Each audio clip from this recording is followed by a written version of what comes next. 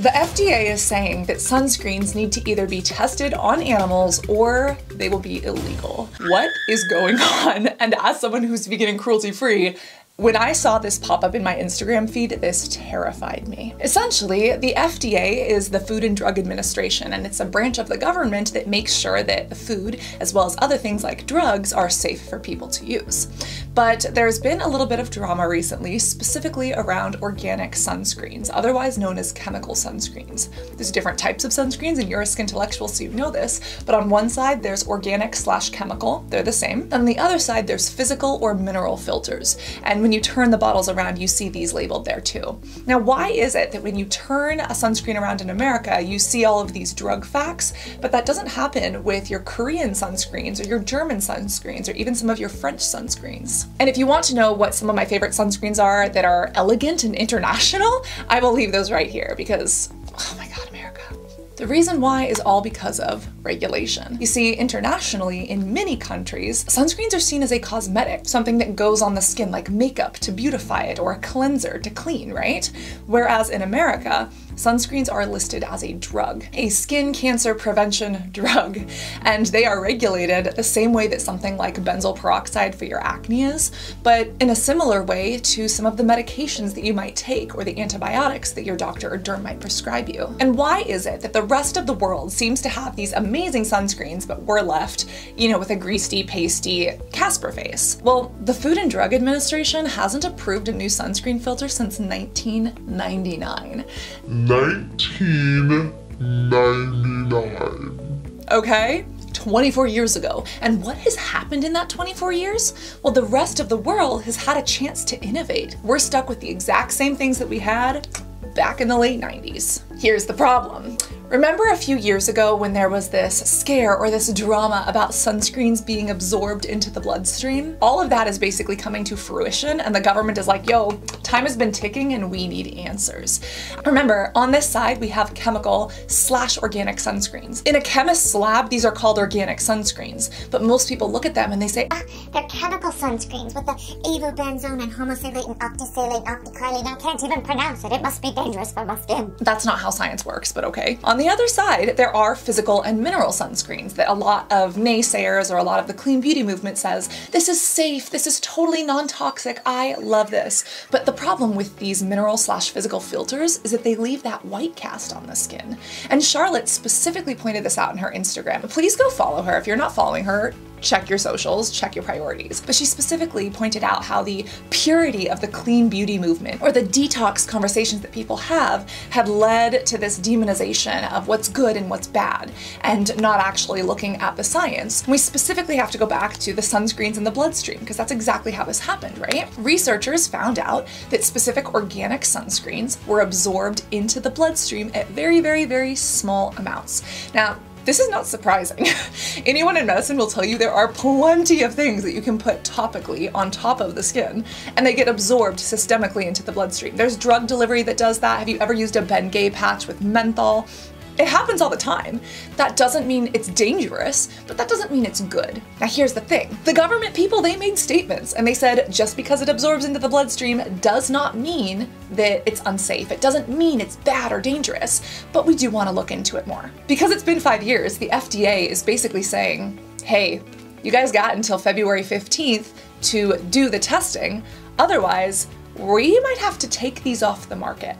And let's talk about those implications, because the government isn't willing to pay for the testing. No, the testing is $18 million.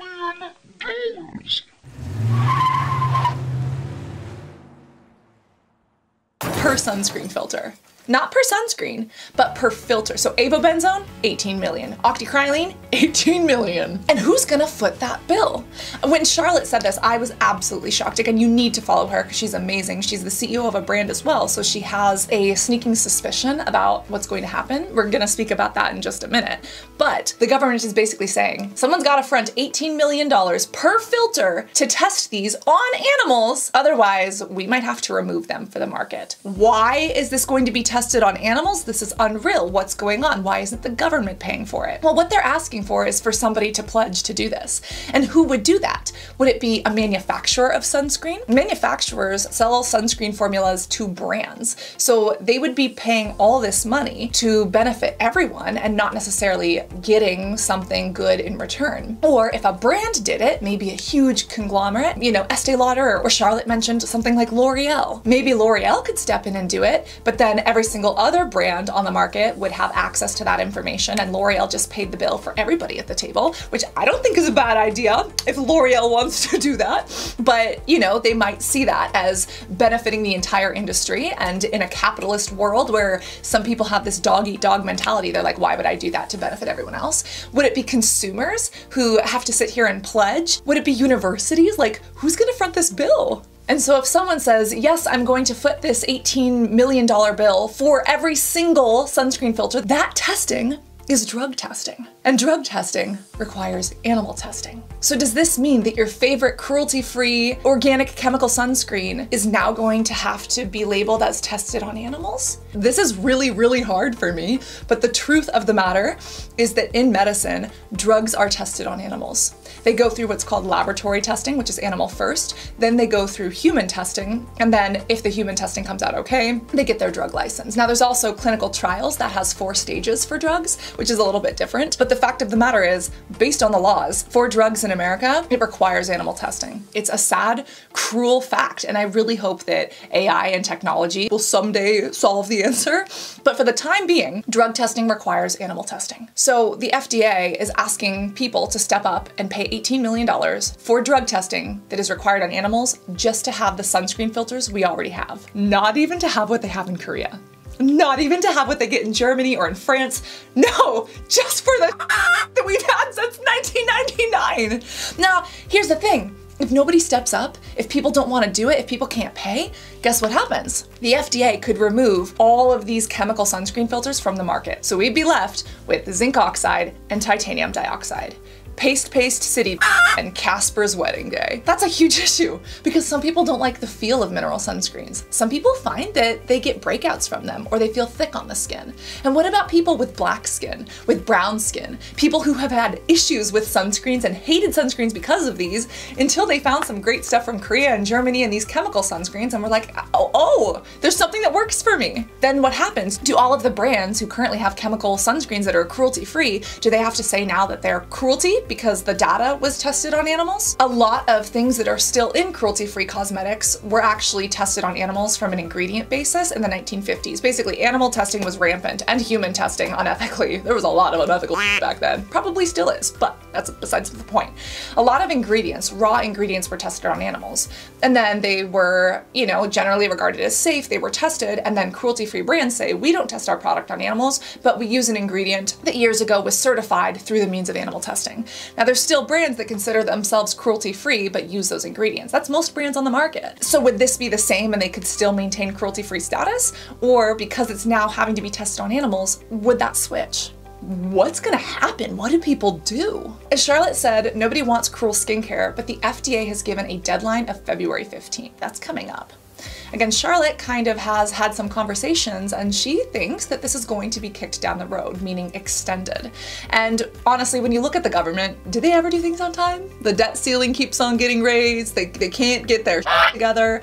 It makes total sense that this deadline would be extended. But it's still not good because it's still not solving the problem. Can we get some cruelty-free methods of drug testing? Can we get someone to fund these studies and actually, you know, see if they're safe? Can we get some filters from Korea or look at data from other countries that have been done well and use that data? Like, come on, there's gotta be a solution. Can we make sure that people of all skin colors can participate in the use of sunscreen, which is literally an anti-cancer drug? But if we do this, cruelty-free could no longer be cruelty-free. And if we don't, we could lose some amazing things that could increase cancer risk, that could increase fine lines, wrinkles, and aging.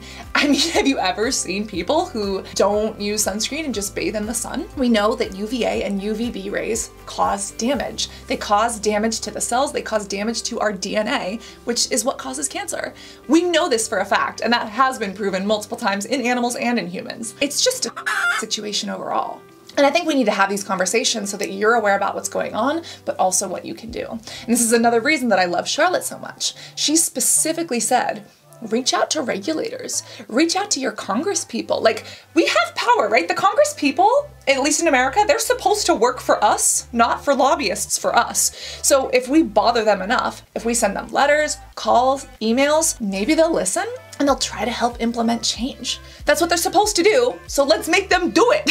And there's many other causes that deserve to be brought up to Congress people as well, but literally figure out who the people are in your local jurisdiction, or write down their emails and phone numbers, and make it a weekly party with your friends. And there's always going to be a new issue that needs to be arisen, and right now this is one that personally matters a lot to me. So yeah, I'm gonna be sending emails and making phone calls. Charlotte provided information. Maybe you could do that too. I'll leave a template in the description if you want to copy and paste, but this also just goes to show how government policy is so slow to change. With government and healthcare, there's so much regulation that it takes so much time to implement change. For good reason, right? We don't want government or healthcare to have corners being cut or shortcuts being taken that are dangerous, which arguably happens way more often than it should. But at the same time, we need to be quicker. We need to have more innovation, and we need to have tested, proven, verified by peer reviews and multiple ways to verify that these tests work so that we can innovate faster but more efficiently. Let's do some form of testing. Let's make sure that these things are safe, absolutely. But let's do it in a way that's actually applicable to humans, that has the least chance of harming animals and the environment. And let's do it in a way that doesn't take away things from people that they rely on every single day, especially when these things, along with more other things that are even better, exist in other places of the world, have been tested rigorously, and are proven to work really well out there. So why can't we collaborate and communicate and work with them to find out what they know, instead of trying to do it from scratch ourselves for a ton of money with a bunch of bureaucracy and issues in the way. Anyways, I could go on for days. Charlotte is listed below. Please tell me what you think. I need to read the comments. I need some hopium. Give me some hopium in the comments today. And if you want that old video on sunscreen drama, it's here. You can search Cassandra Bankson sunscreens and find out what my favorites are.